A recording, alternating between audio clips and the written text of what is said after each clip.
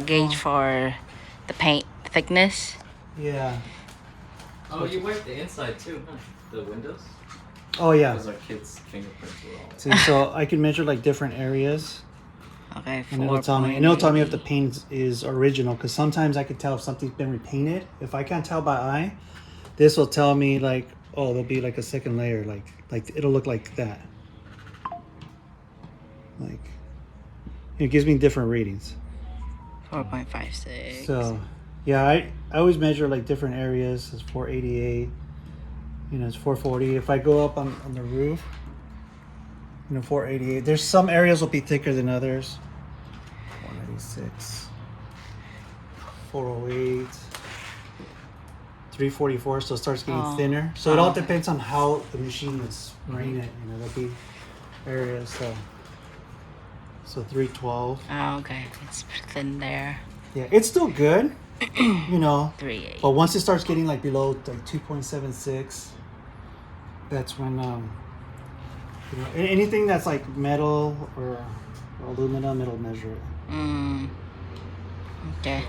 So you just randomly measure in places, or there are like particular places that you usually measure? I'll if I see something that catches my eye where it's like kind of the texture looks different, or I can see tape lines, then I'll measure it and it'll confirm if it's repainted or not, or if it's got putty underneath too, like if they put body filler.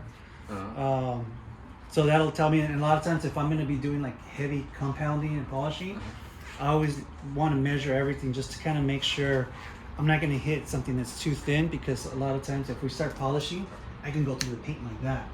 And it's like, oh, it was repainted. And, so on this, the paint's pretty healthy. It's pretty healthy. I think compounding it more will give it more of a crispier look to the paint. But this is the 3 to 5 year ceramic coating. Yes. How long did it take you to do this from start to finish? I think I dropped off at 8 a.m. yesterday. Yeah, so let's say I started at 8:30. I probably stopped working on it around about 6 o'clock, and then today I probably spent like another 2-3 hours, doing the interior, polishing the wheels. So, let's just say it's going to be at least 12 to 13 hours or something like this. 12 to 13. Smells better than the new car. What? Yeah, I smell it. Oh, look. Yeah. He Jesse also vacuumed this. You can see the pattern. Pattern See? of the lines. Yeah, the pattern of the lines. They're not like all over the place. Cute. So for a new car, the number that you gave me yesterday was 3.98 mils. For the on paint average, thickness, yeah. On average. So what was the worst number you've seen on cars, or the best numbers you've seen on new cars? On a new car, the worst I've seen is about a 2, like about 1.98 or 2, which is really, really thin. Yeah. That was the thinnest I've seen. I mean, I've seen it as thick as 5.10 is what I've seen the thickest at. You say 10? Like 5.10. Oh, 5.10. But on new, yeah, they, especially on the newer cars, it just seems like they're not really putting a lot of paint on it like before, because they say it's to save weight, but I think it's just to save cost on their end. It's always light doors. But I like how that one's got the yellow reflectors on the front too, because you normally see that on, like, you don't see that in the States. Like your BMWs usually won't have them. People will do that. Oh, you mean this? That one? Yeah. I heard that was. This is long like thing. they added it for the U.S. market in Vietnam. Oh, they really? don't have it. Yeah. Yeah, because I know before they didn't, the used cars, they didn't have that. Like BMWs, when they would come in, it would just be, it would have the plaque, but it would be painted the same color as the car. Interesting. No, I think. So shiny. I think. Jeez. Yeah, and the tires, they're, aside from first cleaning and prepping the tire, I put it's a conditioner, so it's not like a silicone dressing. Some people want their tires like really wet looking, and they want it to last for a long time. Yeah. Wet. Well, they want it wet looking. Oh. They want it really shiny. Okay. But the problem with those silicone ones is that it sticks to it and attracts more dirt. And then when it comes time to clean it, it starts getting gooey. Yeah. And then it's just really hard to clean. Okay. So stuff like this won't last as long as that, but Yeah. it's gonna keep your tire like condition. It's not gonna have the silicones on it. It's gonna be easier to clean. So when you apply the next coating, you're applying the coating to the rubber, not on top of other silicone Yeah. and stuff. So. Yeah. All right. Okay. And now the maintenance. Earlier you did say that if we were to go to the express wash, Yeah. then recommend the touchless one, not the one with the brushes. Still recommend it. I don't know, hand washing at home. Yeah, with you can some you kids. can hand wash it at home. Or bring it to you. Yeah, either or. You can bring it to me like every, if you want to do it once a month, you can do that. It's a detailed wash, so I'll always try to get it looking the way it is now. I'll always clean the tires, the wheel wells, the door jambs, everything will be cleaned up, so I can try and keep it looking like this. And but if you go ahead and do it at home, you can also maybe use like a quick detail spray, something that doesn't have wax in it.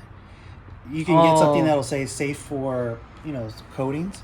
Okay. I like to use this. This is the brand, so it's going to be G-Technic. Oh, that's the brand that you use for the ceramic coating already. That you can use to maintain it. Okay. So what I use is an actual coating. This is just like a spray, but this will always give you like 6 months, up to like 6 months durability. So it's going to serve almost like a booster for that as well.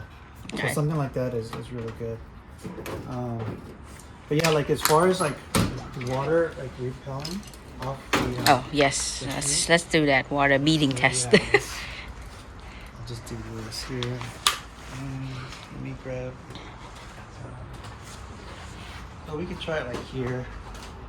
So like water falls, it's just gonna like drip right off, and see it just keeps coming down. So it's just gonna be easier to clean too. Easier to dry. Just like how you said that one of your customer get his ceramic coating done, and then when he drove home from the rain, everything was dry.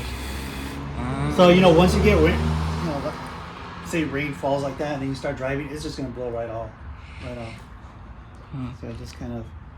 And there's also to kind of protect the paint from those birds' poop.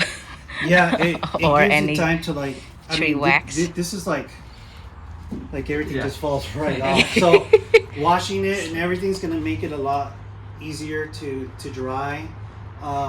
It's gonna help.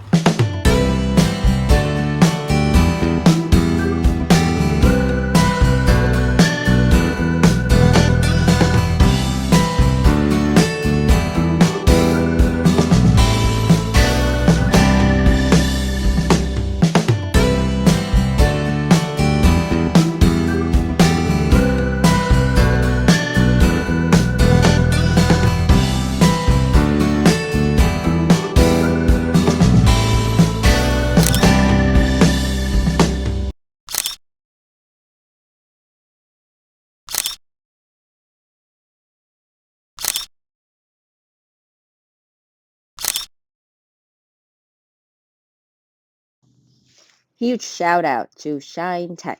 Thank you.